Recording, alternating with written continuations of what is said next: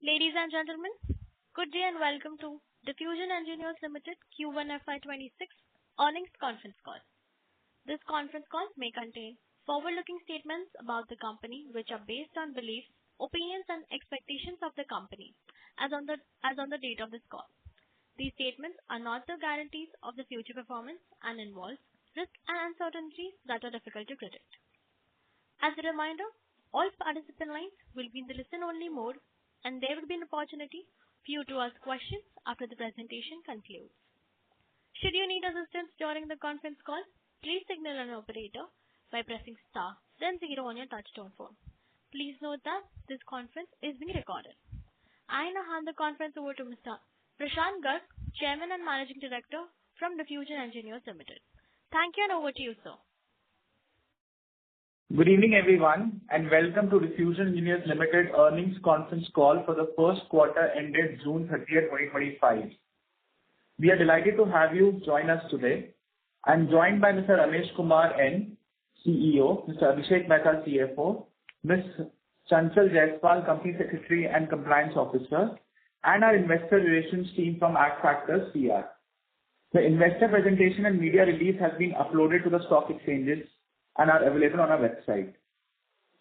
Following the momentum we built in FY25, I am pleased to share that we have made a strong start to FY26 with continued operational and financial progress as well as strategic milestones being executed as per plan. But before we dive into the quarterly performance and strategic developments, let me briefly introduce our company for those of you who may be new to our story. Diffusion Engineers Limited, founded in 1982 and headquartered in Nagpur, is a specialized engineering solutions provider focusing on delivering high-performance products and services to the steel, cement, mining, power, and infrastructure sectors. We specialize in manufacturing and offering a comprehensive portfolio that includes welding consumables, which are special welding electrodes, flux core wires, wear-resistant components such as wear plates and wear parts, heavy engineering equipment and items, thermal spray powders, and repair and refurbishment services through super conditioning and specialized surface treatments. Our manufacturing capabilities are spread across 4 strategically located units in Nagpur, with a growing international presence through our wholly owned subsidiaries in Singapore, Turkey, and now in UAE. In 2024 October, we were successfully listed on both NSE and BSE, reflecting our commitment to transparency, governance, and long-term value creation. At our 43rd AGM held on 22nd July 2025, our shareholders approved a final dividend of 1.5 rupees per share, which amounts to 15% for FY25. With a strong balance sheet and robust R&D capabilities and a clear strategic vision, we continue to build on our legacy of engineering excellence and customer centricity. Now coming to our strategic and operational updates. We secured a significant domestic order worth 48 crores for the supply of high-pressure grinding rollers to a leading cement company in India. This further reinforces our dominance in wear part solutions and wear parts and is expected to contribute meaningfully to our revenue in the coming quarters. We have also incorporated a wholly owned subsidiary, Diffusion Wear Solutions Middle East LLC, in UAE during this quarter. This expansion will bring us closer to Middle Eastern customers by offering local hard-facing cladding and super conditioning services and wear parts supplies. Setting up of the manufacturing plant at Unit 5 is in advanced stages, with slitting line and electrode plants being ready at our supplier's facility. Shortly, they will be shipped and will be set up at these locations. Both these plants, which are slitting lines and enhanced electrode manufacturing facility, are expected to become operational by Q3, and this will enable us to expand our manufacturing of special purpose electrodes and flux core wires. In parallel, expansion of our Unit 4, which is heavy engineering workshop at Khapri, Uma, is progressing at a good speed. This phase of investment is critical for scaling up the production of wear plates and wear parts and heavy engineering components, as we witness increased demand from steel, cement, and power sectors. The HPGR roller business has picked up well, and we have got significant orders and many cases in pipeline. We have carved out the competitive edge to become a preferred supplier for the cement industry. Our outlook remains steadfast and strong, and we are focusing on innovation, capacity building, and market expansion. With rising domestic capex across core industries in India and a supportive policy environment, Diffusion Engineers is well positioned to deliver superior performance in FY26. Our strategic priorities are: number one, to deliver the order book with quality and on time. Number two, to accelerate mix improvement towards engineering products and services, thereby causing improvement in margins. Number three, strengthen export channels and key account management. Number four, maintaining pricing and cost discipline to protect margins amid raw material volatility. As always, our core values such as engineering excellence, customer commitment, and long-term stakeholder value creation have guided our journey. With that, now I invite our CFO, Mr. Abhishek Mehta, to take you through the Q1 FY26 financial performance. Thank you, Prashant sir. I will now walk you through our financial performance for Q1 FY26. I will start with standalone performance highlights for quarter ended 30th June 2025. Revenue from operations in Q1 FY26 was rupees 733.72 million as against 672.61 million in Q1 FY25. YOY increase of 9.09%. Due to strong market conditions, operational excellence, and effective execution, alongside increased orders, improved capacity utilization, and well-planned pricing measures, the contribution was performance uplift. EBITDA margin excluding other income was at 86.54 million in Q1 FY26 as against 79.36 million in Q1 FY25, increase of 9.05%.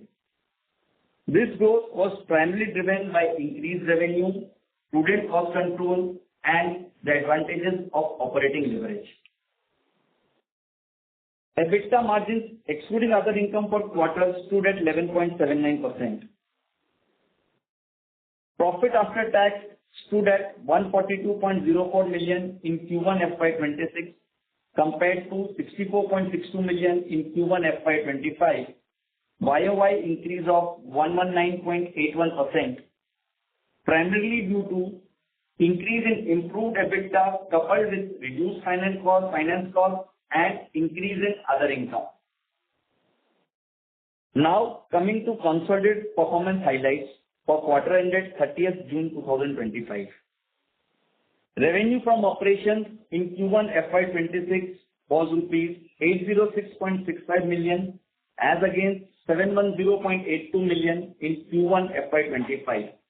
YOY increase of 13.48% due to strong performance fueled by solid growth across all key product segments, reinforced by substantial export gains and steady demand. EBITDA excluding other income was at 105.81 million in Q1 FY26 as against 92.21 million in Q1 FY25, increase of 14.75%. The improvement was primarily due to higher revenue, effective cost management, and operating leverage. EBITDA margin excluding other income for quarter increased by 15 basis points to 13.12%.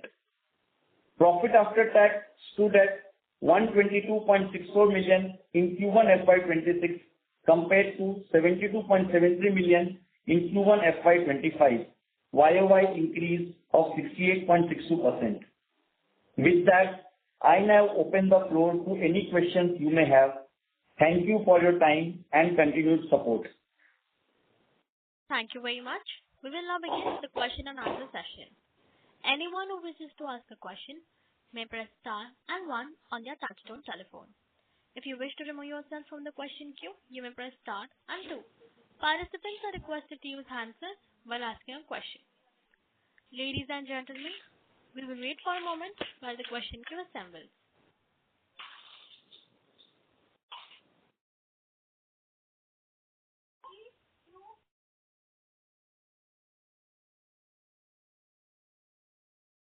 The first question is from the line of Vikram, an individual investor. Please proceed.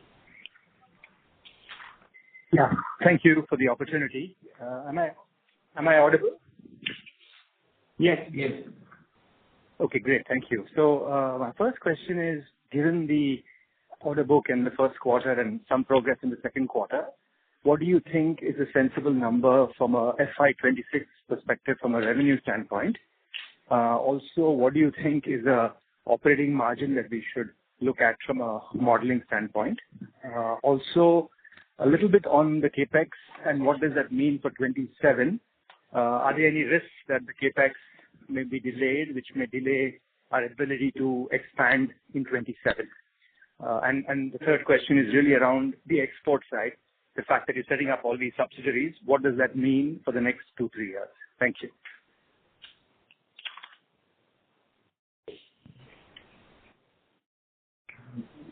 So if I may just quickly repeat the questions you asked about revenue for this FY26, operating margins, then CapEx, and if we are going through the CapEx at the right speed, and then exports sales, right? That's right. I just want to understand. Yeah, that's right. That's right.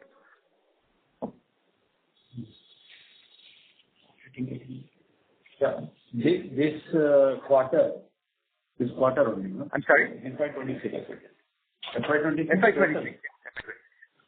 So total, actually, we don't give the forward-looking statement. Right. Hello? Yeah, I can hear you. Yeah. So we don't give the complete year revenue in the forward-looking statements or the revenue for the year. But any sense of, would you be happy with the 20% growth from last year? 2025 can give a range. It doesn't have to be an absolute number. But, just a guideline in terms of what you think, because we are pretty much halfway through the year.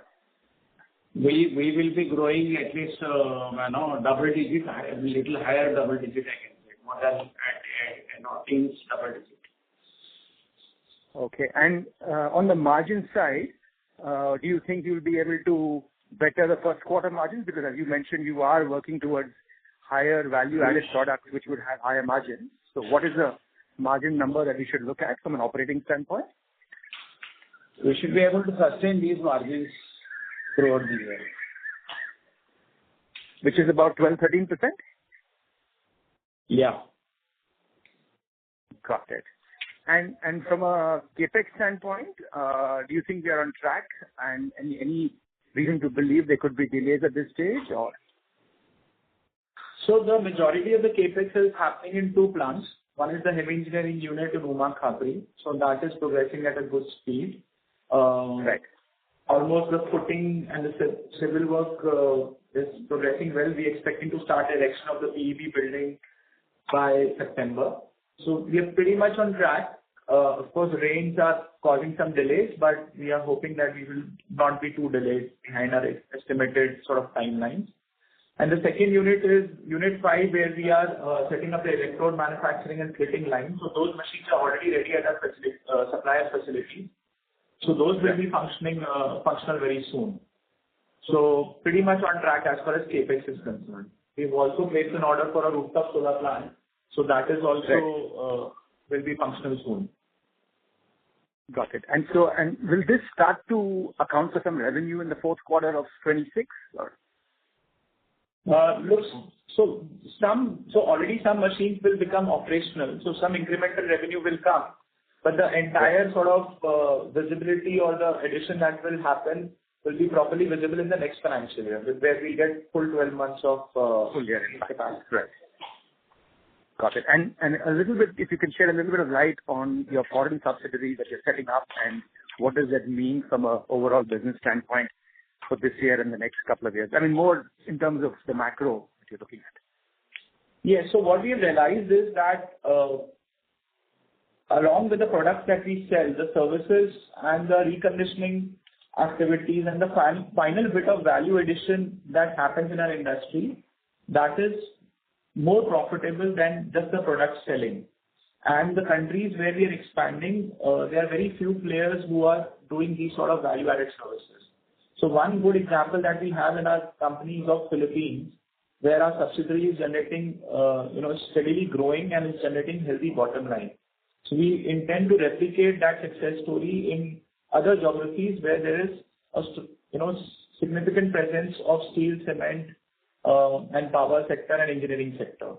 And that's where we have expanded to UAE to take care of the Middle Eastern market and Turkey to take care of the local Turkish market.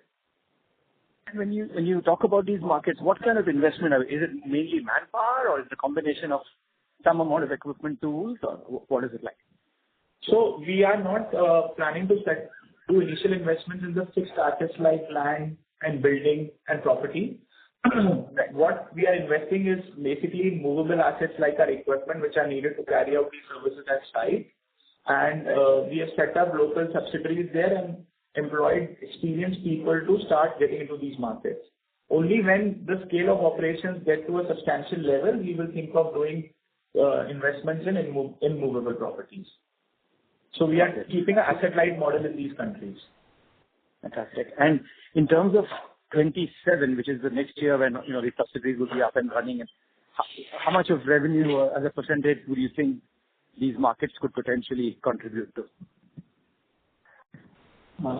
So I think the overall international sales is approximately 12 to 13% of our revenue. And bear in mind that our revenue has been, we have doubled in last 4 years. So even though the percentage of exports as a percentage of revenue has remained constant, but in absolute terms, exports have also doubled. With the addition of these subsidiaries, we will see further acceleration in the export or the international sales percentage in our total revenue. Got it. Thank you very much. I joined the queue. Appreciate it. All the best. Thanks. Thank you. The next question is from the line of Sunil Jain from Nirmal Bang Securities. Please proceed.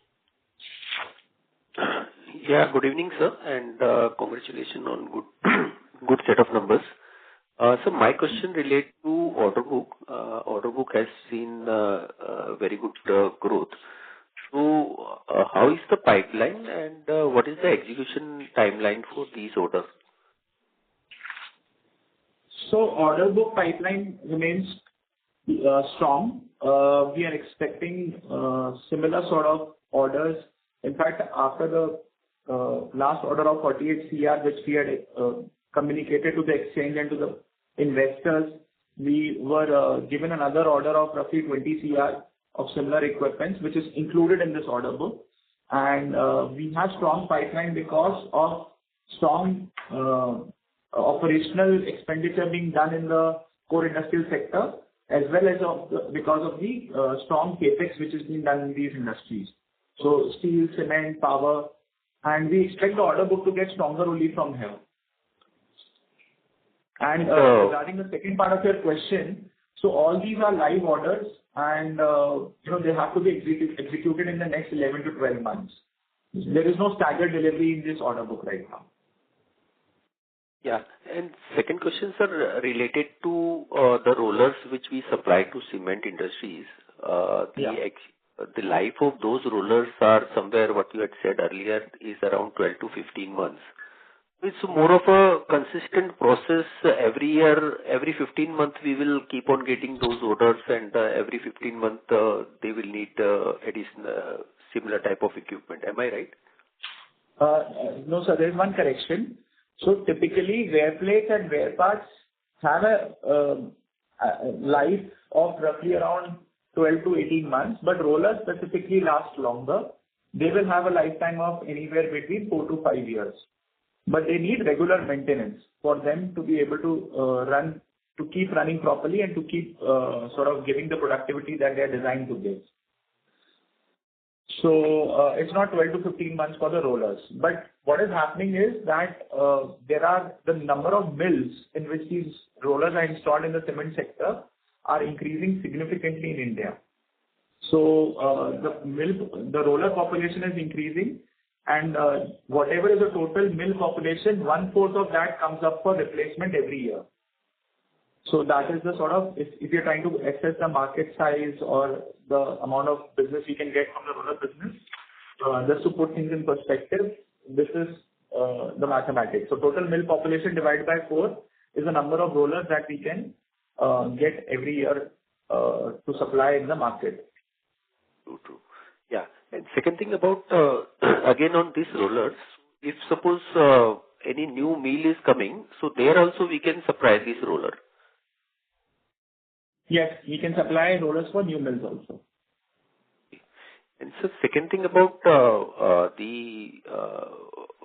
as we as we grow our business, reach to a size, then definitely we should have some leverage and margins should see improvement from here. Yes, we see a consolidation of margins happening. And if you see historically, since last 3-4 years, our margins have been steadily improving as our scale has been increasing, and we expect the upward trend to continue. And last question about this expansion at Unit 4. So now all approval, everything is in place and things are going on, and we can expect the plant to start in Q4. Yes. So, approvals, all our majority approvals are in place, and that some of them also still remain work in progress. So we are making sure that, we are having the requisite compliances in place while we are expanding there. Okay. So, for example, MTCB consent to establish, we have fire NOC we have received, and so on and so forth. Yeah. Okay. That is all regular process what you are doing. Yes, sir. Okay, sir. Thank you very much for answering my question. Thank you, sir. Thank you. The next question is from the line of Sonal Minhas from Crescent Capital. Please proceed. Hi, sir. This is Sonal Minhas. I hope I'm audible. Yes. My question is with regard to understanding how do you get these heavy engineering orders. This 48, let's take for instance the 48 CR order that you got. Have you been given this order by OEMs or by the cement company itself, who has the AMC for these? And sort of understand the dynamics a little bit here. Yeah. So we have received this order directly from a cement manufacturer, not from the OEM. Okay. And is that typically how is it to be, or No. This is unusual? Heavy engineering involves selling to OEMs as well as to primary producers. So it's a mix of both. Understand that. And when, let's say, an OEM is choosing between you or an international player, what are the dynamics at play? Because you are a new upcoming player in this particular category. So what is it that is at play here? Is it better life? You mentioned that 4 to 5 years is the life of HPGR. Is it better serviceability? Is it better margins? Just want to understand that. So this order has come from primary producer, the cement manufacturer.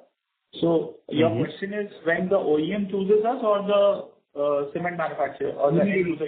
Both. Okay. When they So I'll explain you because the answers to both these people are a little bit different. When the OEMs chooses us, they have several advantages with us over an international manufacturer of similar sort of capability. One is he's selling into the local industry in India, right? So we definitely, being local, his cost with us will be in rupees. We are geographically, locally closer to the end customer, so logistics cost will be lower. And from the standpoint of executing the contracts, his control or his sort of checks and coordination with us will be much better and easier. So these are purely sort of commercial aspects. As far as technical aspects are concerned, we are very unique in what we offer to OEMs because we are a one-stop shop for them. So we have precision manufacturing capabilities to manufacture large industrial equipment. So some of these items that we make can weigh up to 500 tons in assembly. So there are very few workshops who have this large manufacturing facilities which can make large items. With that, we not only have fabrication, but we have machining, heat treatment, and surface treatment capabilities.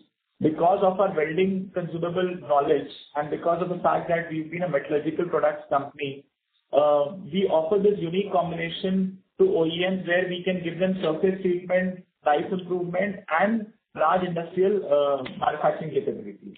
So this is as far as the OEMs are concerned. This is the technical aspect. When the end customer chooses us, the advantage that he gets from us is that along with the supply of the heavy engineering part or a wear part, we also come in with the capability of providing service. So we are different from OEMs or some other suppliers in the way that we can supply and maintain for the customer. And bear in mind that these items are not fit and forget sort of items, because wear and tear is omnipresent, and you cannot completely eliminate wear. You can only slow it down. So these equipment and wear parts need continuous maintenance, for which we have internal capabilities. That is how the company actually started. We first started as a wear part or a wear maintenance company, and then we got into this stuff. So with end customers, we provide this unique capability of being able to deliver both, so that accountability rests with us. Understand that. Thanks a lot for explaining. I have a small question. Given the fact that your heavy engineering order book is roughly 2x of what it was in March, is lower double-digit growth kind of a conservative growth estimate for the top line? So, see, again, we cannot really give forward-looking statements, but all I can say is we will grow faster than what we have grown in the last few years. Got it. Thanks a lot. I'll fall back in the queue. Thank you. Thanks. Thank you. The next question is from the line of Khush Nahar from Electrum PMS. Please proceed. Yeah. Hi, so thank you for the opportunity. So a couple of questions from my side. One, can you give up the revenue mix across our, I think, three broad segments, which is heavy engineering, consumables, and wear plates and parts? And I see that I think our heavy engineering business order book has increased drastically, which has led to the overall order book growth. So secondly, what would be our order execution across the three segments, the order execution cycle that is there? And apart from that, do we see a change in the revenue mix going ahead since we are focusing more on the heavy engineering? And lastly, sir, if you could guide the CapEx numbers for the next 3 years that we will undergo. Sorry, can you repeat the last question? The CapEx figures for the next 3 years that we are projecting to spend. CapEx figures for next 2 years? 2 to 3 years, yeah. So you asked about order mix, order execution cycle, CapEx figures for 2 to 3 years, and Revenue mix. revenue mix change. Yeah, so going ahead. Heavy engineering. Correct? Am I correct? Because of heavy engineering, you're asking for revenue mix change. Yeah, and resulting in that change in revenue mix, would we see a change in EBITDA margins? Because I think across the segments, there will be different EBITDA margins. So according to. See, this revenue mix is actually, we keep it, we don't publish in the public domain. So this is basically for our planning and execution, and we will have a right mix so that we don't miss the EBITDA margins. Execution cycle. So order execution cycle for the heavy engineering, it, as Mr. Prashant was saying, say for example, the rollers, it is about 10 to 12 months time, and the rest of the products, some products are within 30 days to 45 days, some are at 3 to 4 months time. Electrodes. For electrodes, our turnaround time is very quick, so that is within 2 weeks. So that is for consumables, electrodes and wires. And wear plates and wear parts is anywhere between 4 to 6 weeks. And heavy engineering, smaller items can be 3 to 4 months, and larger items can be as long as 8 to 10 months. Regarding revenue mix change, so the order book, of course, shows an increase in the order book of heavy engineering, and that is also how the industry is sort of moving towards, rather than buying just welding consumables, now people or the customers prefer to buy entire components or wear parts or, critical heavy engineering items, because, skilled labor is getting difficult to be available at plant sites, and it's a dying skill, plus it involves special metallurgical knowledge. So therefore, heavy engineering and wear parts business will grow faster in comparison to consumable business. But we are seeing growth happening in all these parts of the business. Of course, one is growing faster in comparison to the other. And that is why our investment in CapEx, which is happening more in the area of increasing wear plate, wear part manufacturing and heavy engineering in comparison to consumable manufacturing. But we are expanding in all the three sectors of our business. CapEx, our immediate CapEx plan is to deploy around 100 crores to increase capabilities or manufacturing capacity in electrodes, wires, wear plates, wear parts and heavy engineering. After we deploy the entire 100 crores, we will think about the CapEx in next 2 to 3 years. But our current focus is basically to deploy this optimally and get the facilities up and running ASAP. Right, sir. Thank you for the answer. So just a follow-up, since you mentioned that heavy engineering and wear parts will lead to a faster growth, so does this structurally change our EBITDA margin profile, or across three segments the profile are similar at 12 to 13%? No, I think we are very conscious in terms of choosing the items, especially in heavy engineering, that we are manufacturing for our customer. So we think EBITDA margins should only improve and it will not have any negative effect on the EBITDA margin. So we are choosing items to manufacture which very few manufacturers are present to make in India, and there are entry barriers to manufacture these items, and therefore we will be able to preserve our margins or improve them. Right. And so what would be a working capital cycle today, number of days, and what are the targets for us as a company? So our working capital cycle are more or less as that of March. It has not improved much, but yes, most probably in second quarter there will be some improvement in our working capital cycle. So it will remain somewhere around 90 days. So that's what we expect. We want to bring it around between 80 to 90 days. That's our target. Okay, sir. Thank you. Yeah. Thank you. The next question is from the line of Sana from Shivai Advisors. Please proceed. Good evening and thank you for the opportunity, sir. So my first question is, how do you manage and balance relationship between OEMs and direct end customers, especially when both play a significant role in driving the growth? So, see, we are very mindful of our relationship, and we are never crossing the we are not overstepping on each other's businesses, basically. And, we have created our own market and our own application base, which was done without the help of OEM. And for OEMs, so therefore, there is no reason for them to complain. And for OEMs, we are very quick in terms of our delivery. We come at a attractive price point, and the fact that we are a one-stop shop for them makes us a preferred vendor for them. So of course, sometimes it gets we need to be very careful, but we are very mindful of the fact that we are not stepping on each other's toes. Okay, noted. And sir, one more question I have. In the critical sectors like cement and steel, while minimizing downtime is essential, how does your industrial service strategy support long-term contract wins and ensure steady stream of recurring revenues? How does which approach? Industrial service strategy support, sir. Industrial service strategy. Okay.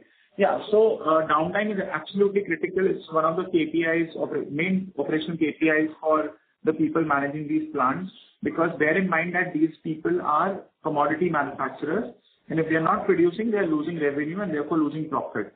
So therefore, the upkeep and maintenance of equipment becomes as important as the sourcing of the equipment whenever they are setting up new plants. And there is a very disciplined and regular maintenance approach and maintenance philosophy which is followed by all these heavy industry customers or core industrial customers. With our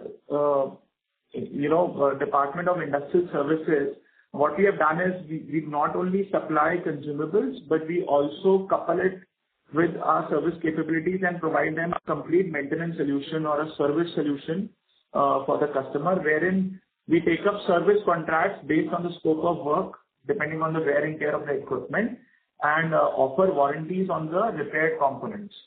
We basically take away the headache of the customer, and we enable the customer to outsource all these maintenance activities to specialists like us with objective results, wherein we tell them exactly how much will it cost and how much life we can give when they spend that much money. And that is the nature where the industry is moving towards. Okay, understood, sir.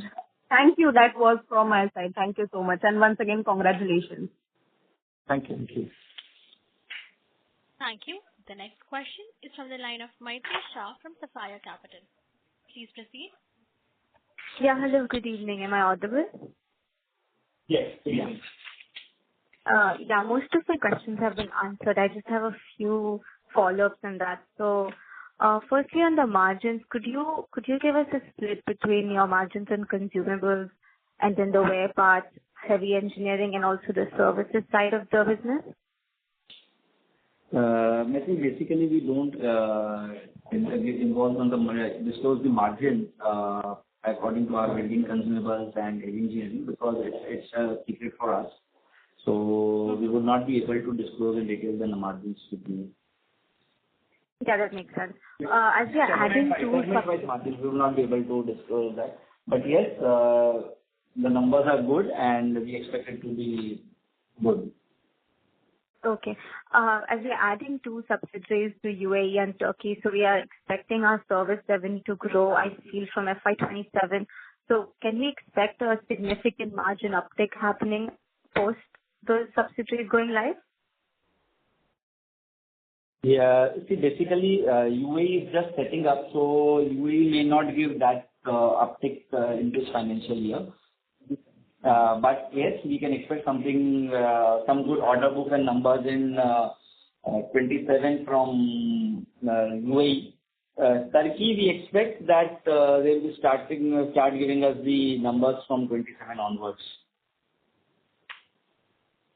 So post FY26, we expect margin uptick. Also, our margin we don't expect much in FY26 on both Turkey and UAE. Okay, yeah, that makes sense.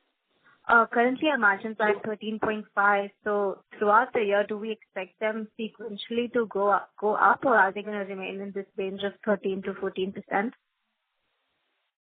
We expect the margins to improve because with the increasing scale, our fixed costs are not increasing to the same extent.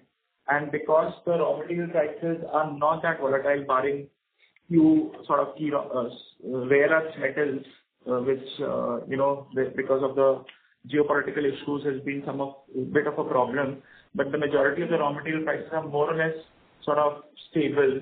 We expect the margins to grow up, and this is also sort of indicative in our historical performance over the last few couple of years and quarters, 8 quarters or 10 quarters. That's great. And does our business have any sort of seasonality happening? Is the Q1 that first half a bit slower than the second half? Yes. Typically, Q2 and Q4 are stronger for us in comparison to Q1 and Q3. And the reason for this is Q2 is typically the major shutdown times for all these core industrial sectors, like cement, sugar, and steel. So their annual shutdowns, so they have regular maintenance happening, and then they have one large annual shutdown. So Q2 is during the rainy seasons when the uptake for steel and cement is less. That's the period when the industry takes their annual shutdown. So therefore, Q2 has been always stronger than Q1, and Q4 also because of the last quarter when which is the first quarter of the calendar year, is also high growth. Typically historically has been always a strong quarter for us. So there is this seasonality aspect in this business right now. Okay. Just one last question. So the unit 5 we are putting up is for our consumables side of the business. Could you get the capacities that you are putting up for the two flux cord and the other Electrodes. product? Yeah, electrodes. Electrodes. Yes. So we're doubling our capacity. We are putting up a machine which can manufacture 10 tons of electrodes every day. That machine is already ready. That plant is already ready, not just the machine. And the second equipment that we are adding there is a stripping line, which is a free equipment needed as a raw material for feeding our flux core wires manufacturing. The strip is the starting point for flux core wires, and we are finding it difficult to source the strips from the market. So we are internalizing that capability and doing backward integration. Okay. Yeah, that is it from my side. Thank you so much. Thank you. The next question is from the line of Nimish Pandya, an investor. Please proceed. Hello. Am I audible? Yes. Yes. Thank you for giving me this opportunity. And first of all, congratulations to everyone. So my question is regarding what are the particular segment or the, we can say, product line that has contributed most sequentially as well as Y&Y to the revenue growth? Yes. So all three aspects of the business are growing every year. So the consumables, wear plates and wear parts, and heavy engineering. We're seeing growth happening in all the three areas, and therefore we're expanding also in all the three areas. Okay, got it. So my second question goes like, I just wanted to know the reason behind the rise of EBITDA, like on yearly basis. But as you can see that yes, sequentially it has dropped down to 28%, I guess so. So could you please answer that? Our EBITDA has in FY25 was 14.04%, in FY24 was 13.97%, FY23 was 10.94%, FY22 was 10.99%. So in the last 4 years, it's come up from 10.99 to 14.04%. This is without other income. This is operational EBITDA. Okay, sir. I think with other income, it would have increased even further. Yeah. Thank you. That's it from my side. Thanks a lot. Thank you. Thank you. The next question is from the line of Khush Nahar from Electrum PMS. Please proceed. Thank you for the follow-up opportunity. So a couple of questions again. So one is, I think we have a associate company in the UK doing the thermal spray powder segment. So are we expecting any tech transfer? I think we have spoken previously about it. Do we intend to get that technology in India and then start production in India?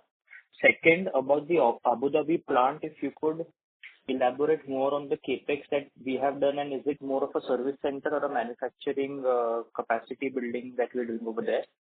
So thirdly, just to get some clarity, so what would be a percentage cost of our products, in an entire plant setup or a machine setup that happens at the customer's end?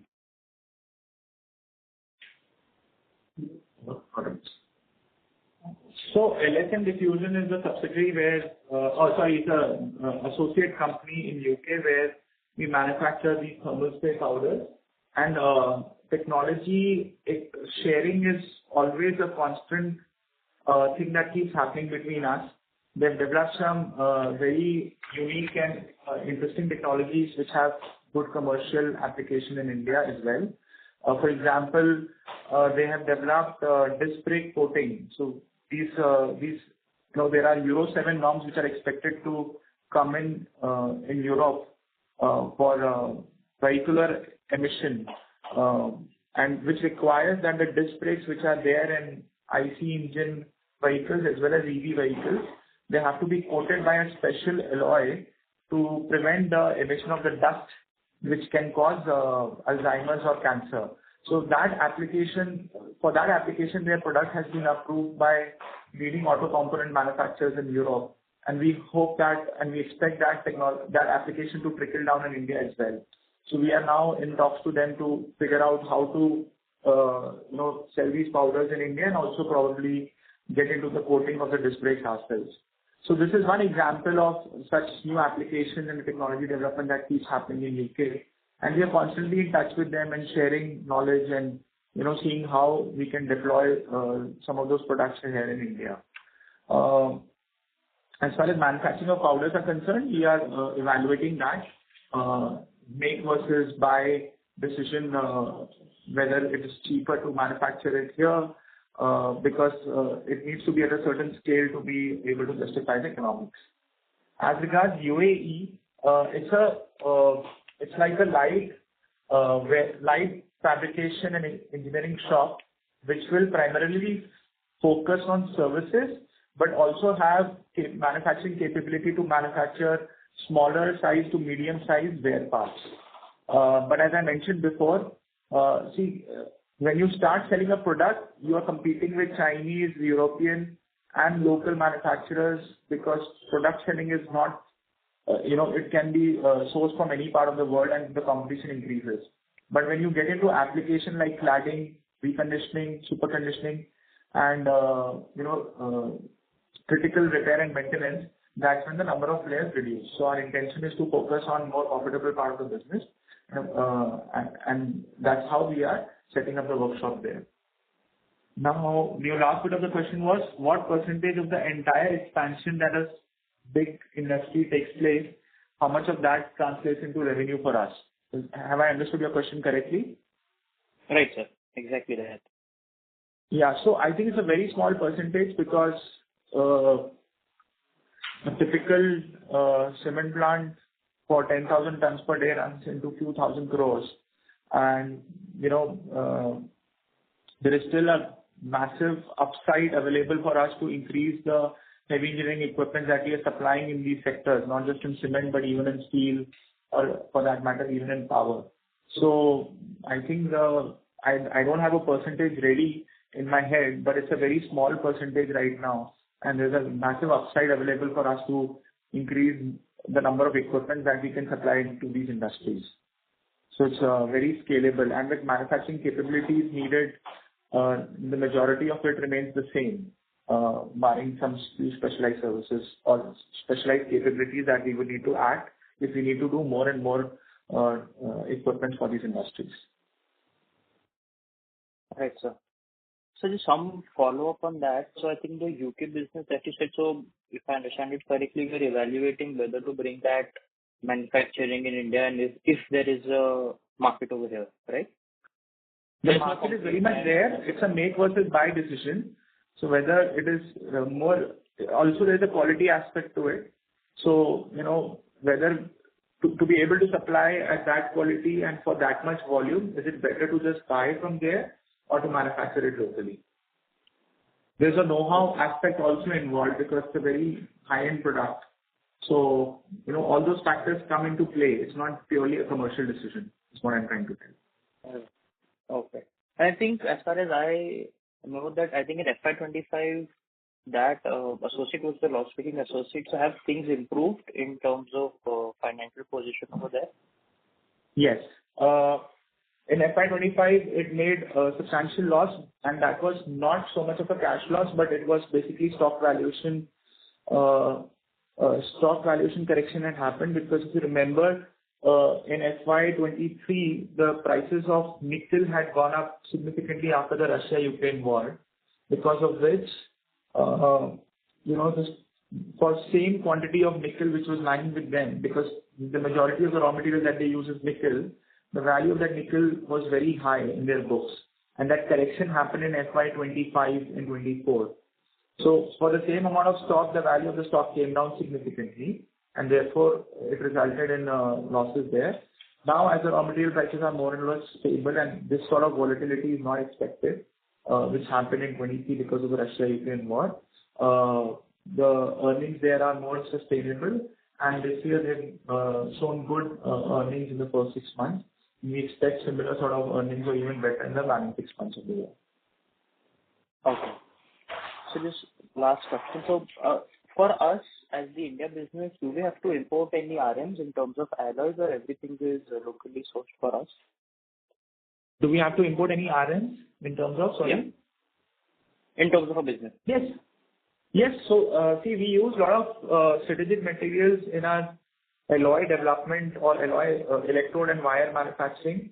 For example, metals such as cobalt, tungsten, molybdenum, nickel, and apart from chromium and other ferroalloys. So most of these items are not mined in India. So even if sometimes we are not importing them directly, if we are buying them from sources in India, they are importing it internally or themselves. So depending on the raw material that we are buying, if it's not available in India, then we have to import them. So, sir, any percentage you can give, and if at any time have we faced any supply chain disruptions due to the previously ongoing geopolitical situation? So, of course, COVID and Russia-Ukraine war taught us that we cannot be dependent on one source or one part of the world for our raw material supplies. So we have diversified our, especially for those materials which are for which we have to depend on international suppliers. And over the period of time, we have diversified our supply chain and made sure that we mitigate that risk. So even now, for example, after the tariffs war started with the US, China had banned the export of tungsten and tungsten-related items. But we are still able to supply to our customers, and there's not been any such major disruption in terms of raw material supplies. Also, we are able to pass on the cost to our customers. Of course, with the ongoing order book, we can't ask our customer to change the prices. But because our lead time or order execution times are not too long, especially in the consumable side and the wear part side, if there is a change in the raw material prices, we are able to pass it on to the customer both ways. Right, sir. So just a last question. In terms of new sectors, do we see us entering, following, since we are already dealing with some exotic alloys, do we intend to enter new sectors in terms of defense, aerospace, such segments, and any other new product in our existing sectors that we are developing as of now? Yes. So defense, actually, we are already present in the T90 tank, our welding wires are used for armoring applications. So some of these bulletproof or armored vehicles which are manufactured in the defense industries, ordnance factories, they are buying a consumable and on a regular basis. So we intend to also get into making parts and not just supply consumables to our customers for the defense sector. So we constantly pitching and participating in competitive bids where we can get into the manufacturing of parts rather than just supplying the consumables. So hopefully we will be able to convert some opportunities and our revenue from defense will increase. In terms of aerospace, we had supplied some parts to some private space tech companies, and with our capability, so the capex that we are doing in our heavy engineering, we are adding some precise machining and manufacturing machines, which will enable us to supply some critical components for these sectors also. Apart from this, we are increasing our presence in the engineering sector and also in the railways. So railways, we have ongoing contracts where we are selling our consumables and wear parts, and we are looking at newer applications there to further increase our revenue from railways. We are also working towards increasing our presence in petrochemical and oil and gas industry. Right, sir.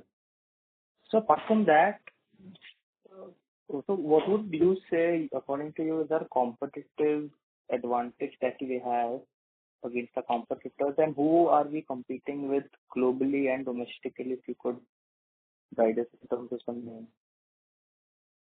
So our competitive advantage is the fact that we have integrated manufacturing facilities. So we make our own consumables and we make our own wear plates, wear parts, and now we also do heavy engineering. On top of this, we also then provide after-sales service or maintenance services or industrial services with a broader scope.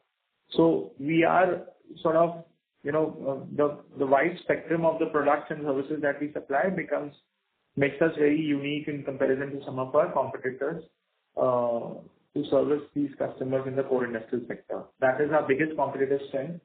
Apart from that, our internal capabilities. So we've internalized these capabilities, and we don't believe in outsourcing or depending on a partner, because that increases cost and also increases lead time, and we cannot control quality if we are depending on an external partner. So this is our second advantage. What was the second part of your question? Sorry. Competitors. Yeah, competitors.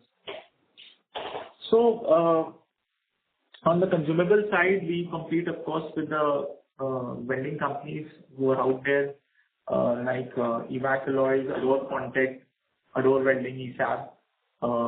And on wear parts and wear plate side, or rather heavy engineering side, we would compete with some of the other engineering companies like ISCHEC. And in wear parts, we would compete, or we would be similar. We will not compete to someone like an AI engineering. Right.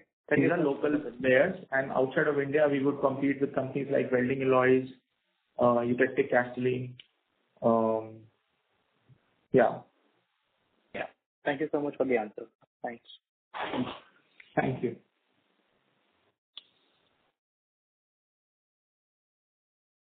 Thank you. Participants who wish to ask a question may press star and 1 now.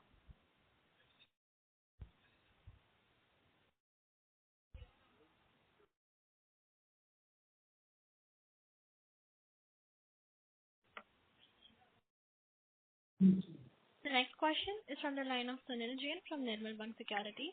Please proceed. Yeah, thanks for the follow-up. Sir, I would like to understand more about your international strategy. Like Philippines, you are doing well now. You are entering in Turkey, and then again in Middle East. Middle East, you are investing some money also. So, over a period of say 4 to 5 years, where you would like to see how many countries and where all other countries where you have an opportunity where you would like to expand, and how you see that part of the business? So we want to play on our strengths, and our strength lies in servicing the cement, steel, power, and engineering sector. So countries where there are significant presence of these industries will be our focus area. We are already exporting to 30 plus countries. We would want us to export to at least double the number of what we are doing right now in the next 2 to 3 years. And of course, the geopolitical situation is changing very quickly everywhere. There are tariffs coming up, and then there are FTAs coming up. So I think that will give us opportunities. And the fact that India still remains a very strong domestic market for us, we can wait and watch as to where and which direction we want to move. We also have presence in Africa, in East Africa. So our endeavor is also to increase our presence in other parts of Africa. We've just started doing business in West Africa, and we are actively now looking for partners across the globe, Central Asia as well. We did some business in Russia, but of course, we are facing competition in Russia from China. The Chinese manufacturers are very low cost, and that's why just selling products are not enough. I'm happy to inform you that we are participating in the international Essen welding and cutting show in Essen, Germany. This is a flagship welding and cutting fair, which happens once in every 4 years. This time it's happening after 2 years because in COVID, one round of Essen fair was lost. So this is the first time that we will be participating there, and I think this will help us find new partners and distributors in the areas of the world where we are not currently operating in. So we think there is strong domestic growth happening, but there is a lot of opportunities outside of India as well, and we want to focus on both the areas.